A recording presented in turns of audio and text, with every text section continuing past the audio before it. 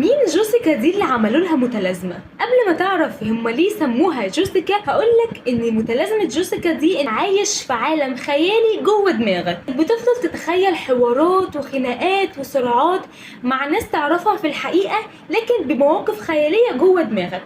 انا عايز جملة مفيدة، قول لي جملة مفيدة عشان افهمك.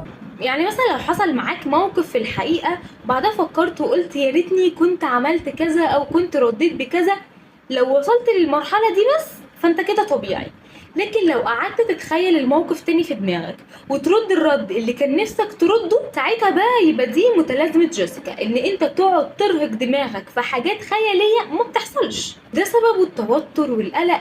لكن على فكرة مش في كل الأحوال بيبقى حاجة وحشة، إن في ناس بتستغل المتلازمة دي إنه يلاقي حلول لأي مشكلة تقابله. وجوسيكا يعني محادثة خيالية في عقلك بتتكرر على طول. ده مش مصطلح طبي ولا حاجة.